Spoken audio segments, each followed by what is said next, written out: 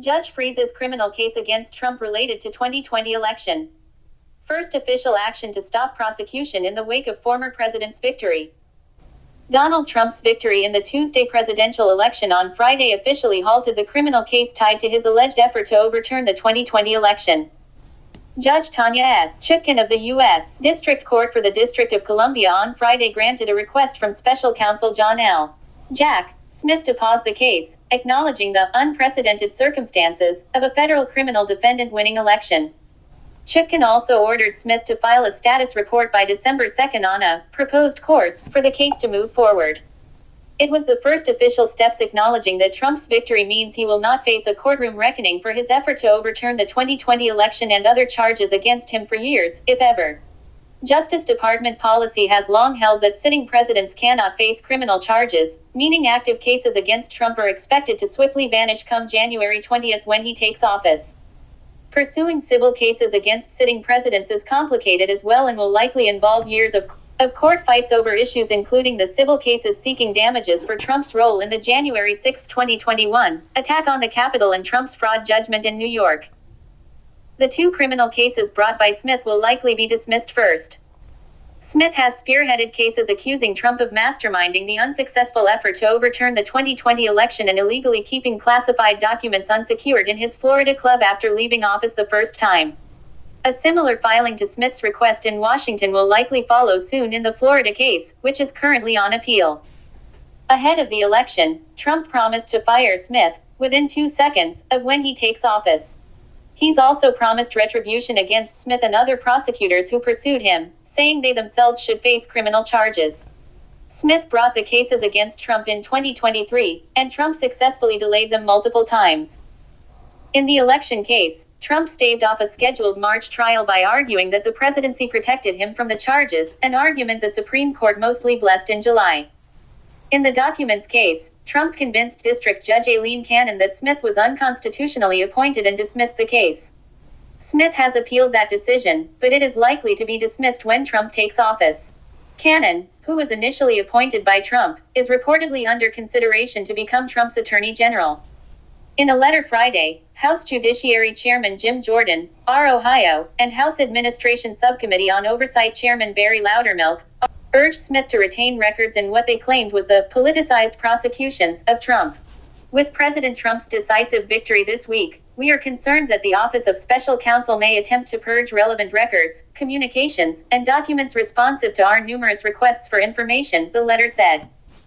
Smith was appointed by Attorney General Merrick B. Garland in 2022 to take over existing investigations into Trump after he launched his re-election bid. The letter offers the first preview of Trump allies' efforts in Congress to buoy Trump's promised retribution against his political opponents.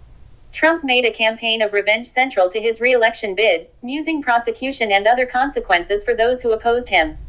During an appearance on the Katz and Cosby podcast, Trump suggested deporting Smith, a U.S. citizen. "We should throw Jack Smith out with the mentally deranged people," he said. Jack Smith should be considered mentally deranged and he should thrown out of the country. In posts on his social media platform Truth Social, Trump has threatened prosecution for his opponents beyond Smith, including lawyers, political operatives, donors, illegal voters, and corrupt election officials. Trump could still face charges or prison time after he leaves office in 2029, when he would be 82. Trump's New York case. What happens now? By D'Angelo Gore. What will happen in Donald Trump's New York State criminal case now that he is president-elect? Trump is scheduled to be sentenced on November 26, but the judge could decide that sentencing is no longer appropriate. If Trump does receive a sentence, it could be appealed, or the judgment could be deferred until 2029, when Trump would be out of office. President-elect Donald Trump is scheduled to be sentenced in Manhattan on November 26, after being convicted in May on 34 felony counts of falsifying business records to conceal election law violations stemming from an effort to keep quiet an alleged extramarital affair. Judge Juan Merchan, who oversaw Trump's New York trial, already has twice postponed the sentencing, which was originally scheduled for July 11th. Now that Trump has been elected the next U.S. president, it's possible that he may not be sentenced at all. Trump's sentencing hearing, Merchan, on November 12, is scheduled to decide whether to completely dismiss the conviction based on a motion that Trump's legal team filed after the Supreme Court's July 1 ruling that presidents have immunity for certain official actions while in office. However, CNN has reported that before November 12, Trump's attorneys are planning to try to get the sentencing canceled by filing a motion, arguing that as a president-elect, he is entitled to the same constitutional protections as a sitting president and should be protected from any action by state prosecutors. If either motion is granted, the charges would be dismissed. But if the judge decides to keep the conviction intact, the former president's lawyers are expected to ask Merchan to delay Trump's sentencing so they can appeal, CNN said. And if that's not granted, his attorneys are planning to appeal the immunity decision to state appellate courts and potentially all the way to the U.S. Supreme Court to ask the courts to delay Trump's sentencing until all appeals are exhausted, which could take months. If Merchan does proceed with sentencing, he has multiple options, as we've written. Trump could get prison time, but that's not likely, Cheryl Batter, a clinical associate professor of law at Fordham University School of Law, told us in a June interview. For a first-time convicted felon, with a low-level, non-violent felony and a person of advanced age, under any circumstance like that, there'd be a relatively low chance of incarceration, she said. Other sentencing possibilities include probation or a conditional discharge, with conditions other than incarceration or probation. The simplest option, she said, might be for the judge to fine Trump. He has not wanted to put his thumb on the scale during the election, but now that the election is over, it will be interesting to see whether Judge Merchan will feel any pull to defer to the political process or will see this as perhaps the only opportunity for a judge to hold Trump accountable for his criminal conduct, Batter said in an email to us on November 7. If any sentence of confinement is rendered, the judge could order that the penalty be imposed after Trump completes his 4-year term as president in 2029. Trump team could also appeal a leveled punishment. But some legal experts don't see it going that way. I think any reasonable judge wouldn't sentence the president-elect, Jill Konviser, a retired New York trial judge, told Politico for a story that said the sentencing hearing in the hush money case almost certainly won't happen. And Greg Germann, a corporate attorney and Syracuse University professor of law, told Newsweek that the hush money case needs to be stayed or stopped. If Judge Merchan tries to proceed with it, or even sets it for sentencing, the Department of Justice will intervene and ultimately the Supreme Court will slap him down, he was quoted saying. But Germann said he doesn't believe the judge will try to sentence Trump. Unlike the pending federal prosecutions against him, Trump can't pardon himself for state offenses. The idea of Donald Trump pardoning himself for state offenses is a complicated legal issue. U.S. presidents have the power to pardon people for federal offenses, but this power doesn't apply to state charges. State governors, not the president, have the authority to pardon individuals for state crimes. So, while Trump could potentially receive a pardon for federal crimes, any state charges, like those in Georgia related to election interference, would require a pardon from the governor of that state, not from Trump himself. This distinction is why self-pardoning discussions are more relevant to federal cases than state matters. The current governor of Georgia is Brian Kemp.